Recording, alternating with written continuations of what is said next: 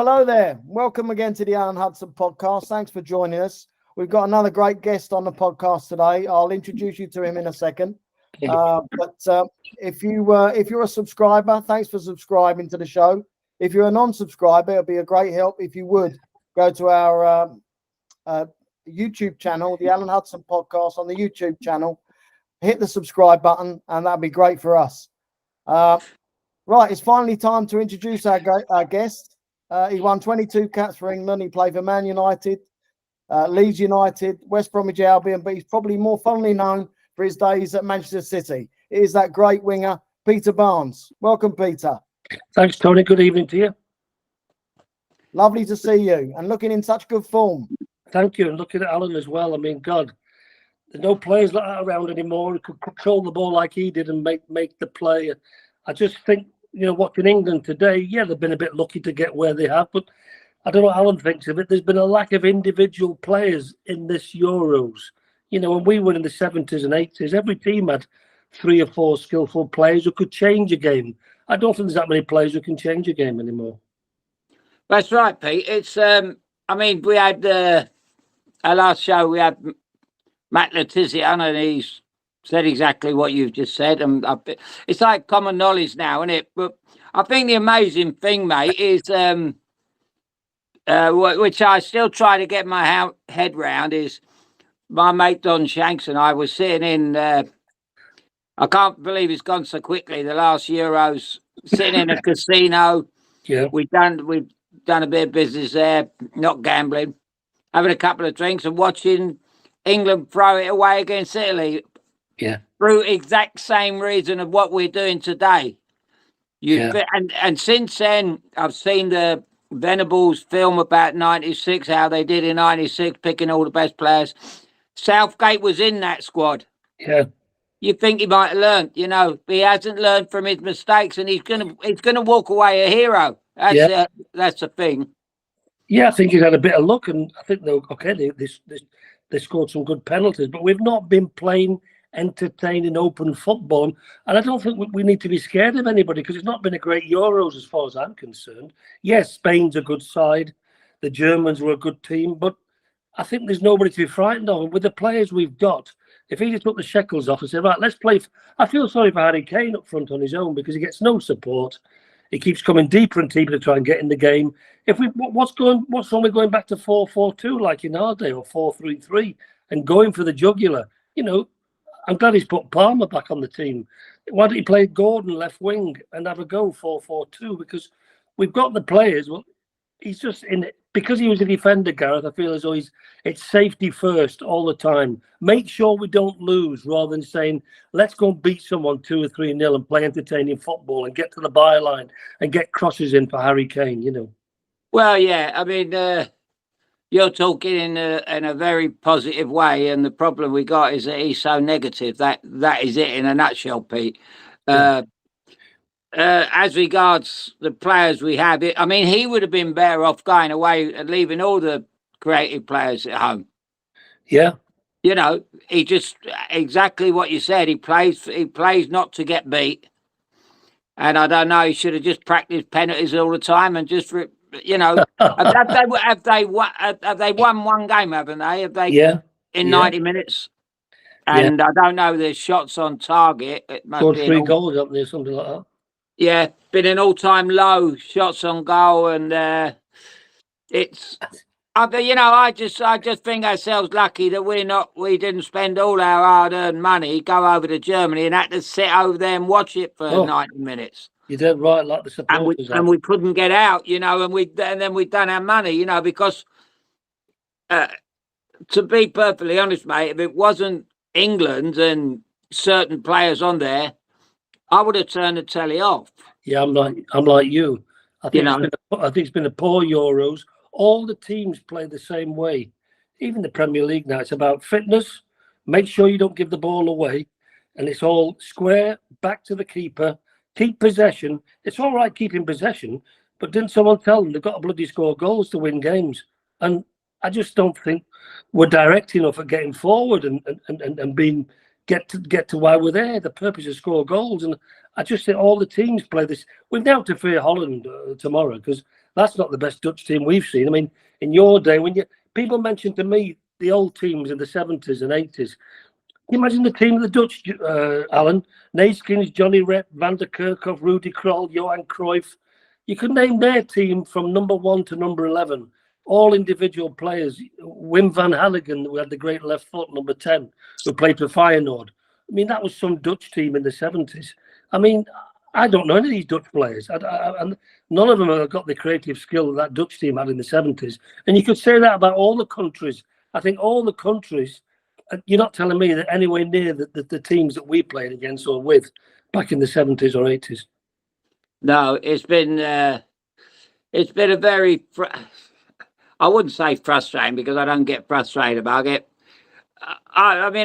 You get fed up with every guest we've had on the show, and they've all been top players, and today's no exception. Everyone said the same thing, so we can't all be wrong. Even the first time I've heard the critics get under pressure the other day for telling it how it was, and I think they got threatened about their jobs. Yeah. Shearer and the other fella. They don't tell the truth, do they? They don't. They gloss it over. In fact, my son called me the other day for the last game, and he was watching it on the RTE channel, the Irish channel. Yeah.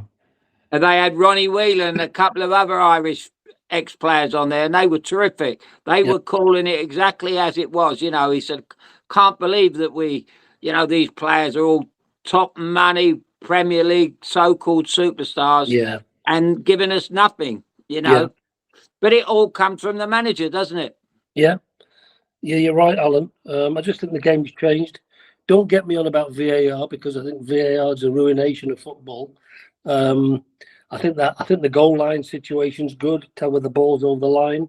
Don't get me about handball as well today. You can't have any accidental handballs anymore. And don't get me on about the offside rule, because I don't understand the offside rule today. But I think VAR, I don't know what you think, it's the ruination of football. Well, I think what happened is, Pete, go take it all back. I remember when they brought in the rule for the back pass. Yeah. Goalkeeper couldn't pick it up.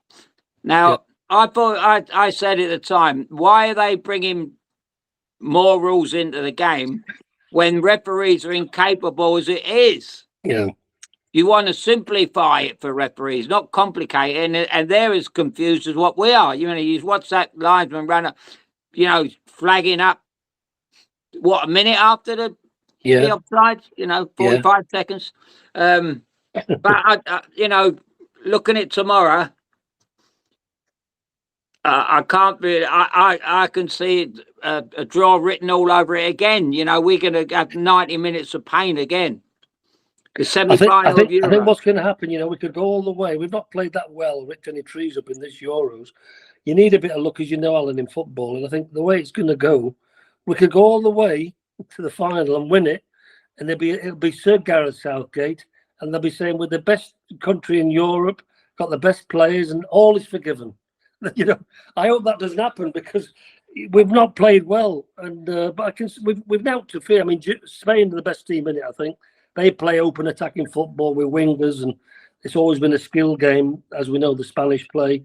But I mean, we've got now to fear now, because we're in the semi-finals tomorrow. Well, absolutely. And, you mentioned, when I phoned you the other day, it was, I was speaking about the way you played, and I can only think in today's game. I mean, you look at Saka. Yeah. Oh. He's a good player. This kid is one of the best wingers we've had for years. He's so good for Arsenal. It's unbelievable. Yeah. And he plays a completely different game than what he does for Arsenal. Yeah. He's been passing it back so often, it's untrue. So that Arteta and his Arsenal teammates must be sitting there thinking, what's wrong with your son? He done two things in the first half the other night, took the fullback on and caused chaos. Yeah. Why hasn't he been doing that all tournament? It's that's right. Encouraged to go and do it.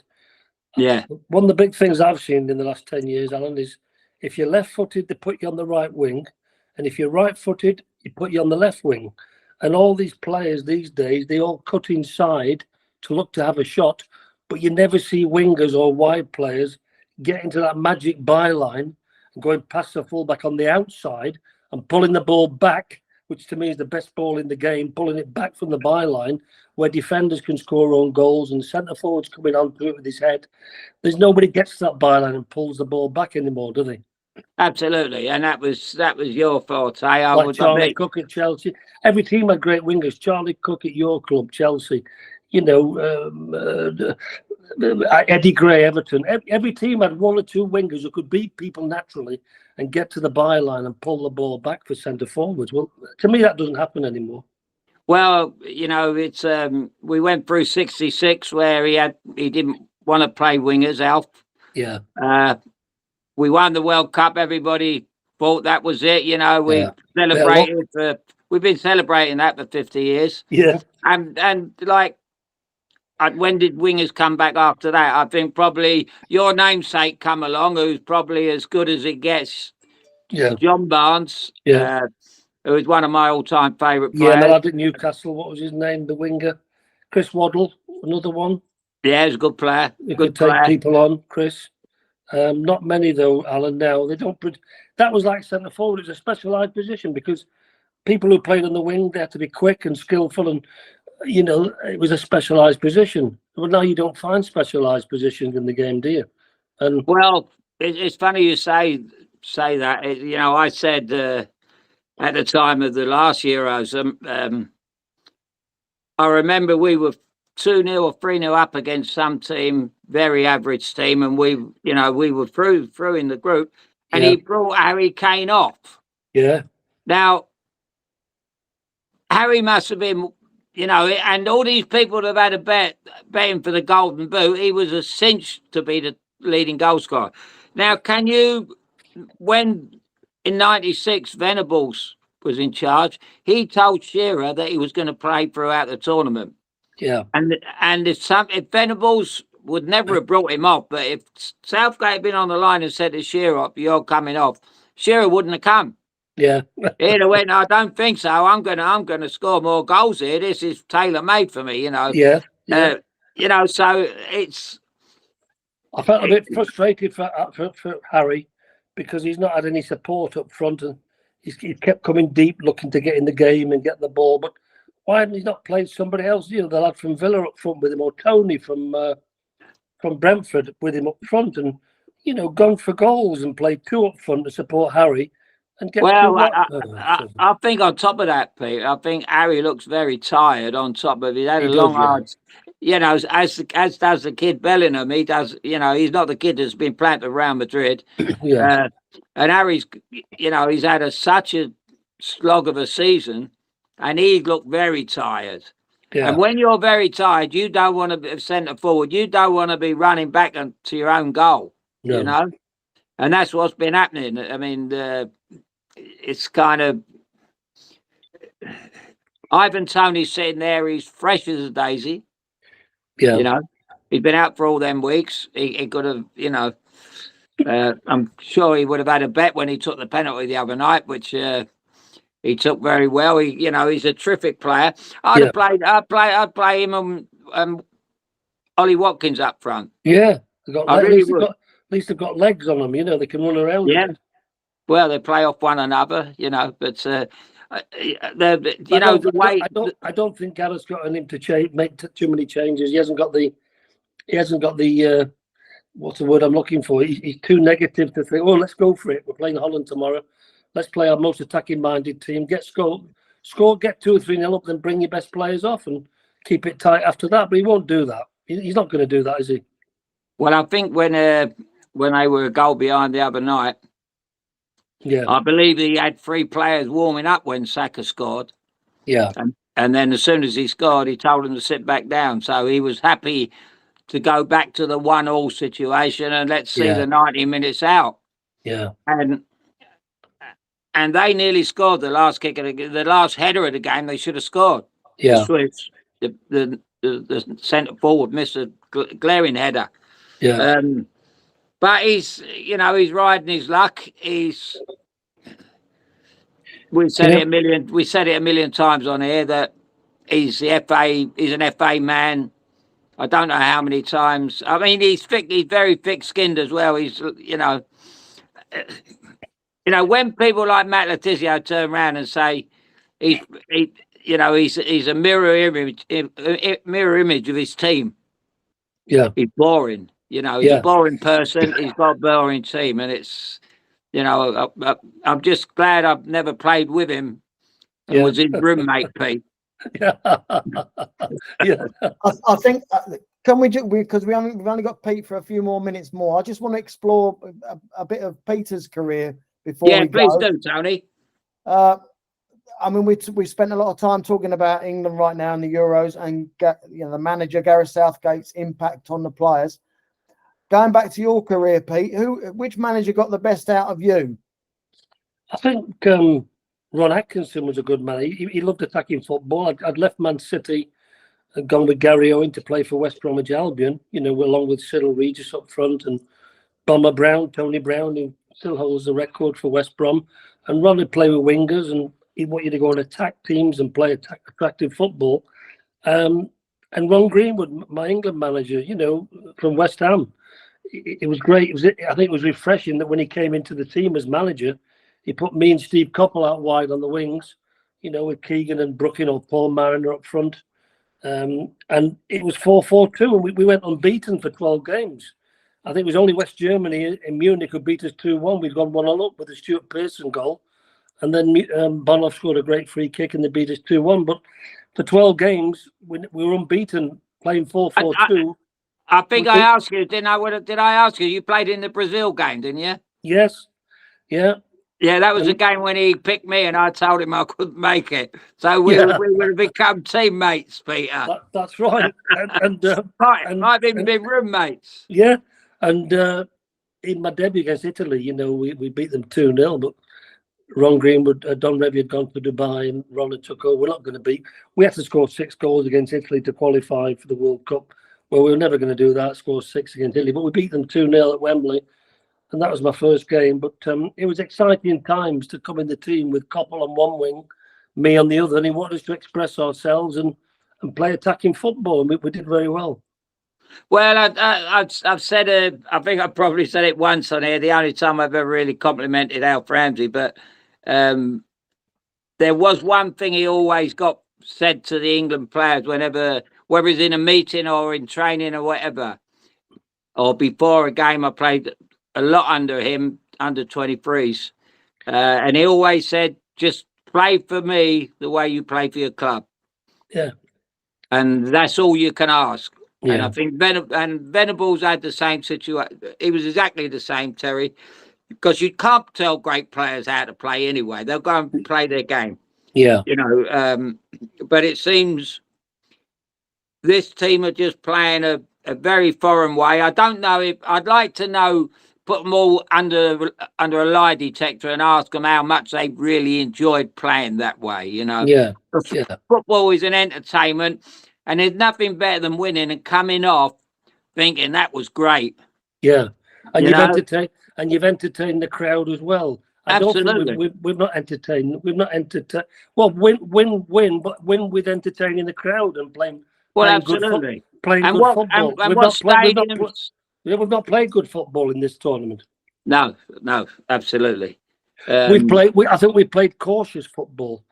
Step by step, make sure we don't give it away, keep it safe, rather than going for the jugular and getting players forward and attacking teams and taking them on and getting goals. I'm going to go one step further than Tony when he asks you that. Who's the best players you played with, Pete? Tony Curry for England, Glenn Hoddle for England. Yeah. Trevor Brooking, West Ham. Ray Wilkins was a good player. Kevin Keegan up front. Lots of good players in them days. Alan, if you had to pick one, who would you pick? I'd pick one that I played with at City, who passed away unfortunately a few years ago. That was the great Colin Bell. Oh yeah. Colin could run forever up and down the field. Probably didn't score enough goals, but he was a great player, Colin Bell. He never broke sweat, Alan. He did more running on the part than anybody else. We never had a sweat mark on his shirt when he come off. He was a total athlete, Colin Bell. Nijinsky. I love me racing, you see, so I know he's Nijinsky. Yeah, Nijinsky, yeah.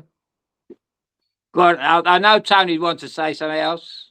Well, no, I just wanted the very last question. I was going to, obviously, Peter had a great time at West Brom under Ron Atkinson. Yeah. And the names you the sort of tripped off the tongue there: Tony Brown, Cyril Regis, Gary Owen. Brian Robson. That must have been exciting times. It was. Brian Robson, of course, you know, who was the captain, who went to Man United after that, and little Derek Statham at the back. It was Brendan Batson, fullback, who came from Arsenal. It was attacking-minded team, and they, you know, Ron wanted you to play attacking football and play with flair and skill, and that's how it was. And I'd scored 30 goals in 2 years for West Brom, which wasn't bad record for a winger, you know.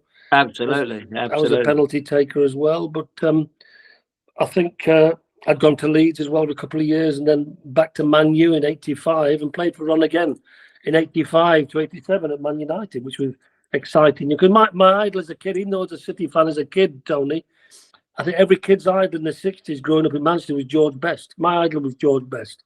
You know, I love to see people who could dribble with the ball and beat people. And there was no better player. You know, if you're a Mancunian, you go and watch City play one week and go to Old Trafford the next. And when you had them two great sides, which we had in the '60s, Bell, Lee, Summerby at Man City, Best, Lord Charlton at United.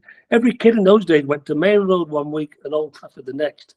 But to me, there's something about George Best. He was a great talent, and every kid wanted to be George Best in the school playground, didn't they? Yeah. They all want to live like him as well. Yeah. Okay, well. On that note, I mean, I think we'll all agree on that. George Best was number one. We'd love to get you back on the podcast someday, Peter, and maybe explore your career. We'll have a full show. Yeah, anytime you like, Tony. No worries. Lovely, Pete. Marvelous. Thanks for joining us, Peter. It's a pleasure. God bless you both. Let's hope we get through to the final. Oh, I'm sure we will with a bit of luck. Let's enjoy Spain first. I've got a good bet on Spain. Come on. Spanish. Cheers, Alan. God bless you. Good luck, Peter. Thanks, Peter. Bye-bye. Enjoy, Cheers, mate. Bye-bye. Cheers, pal. Bye-bye.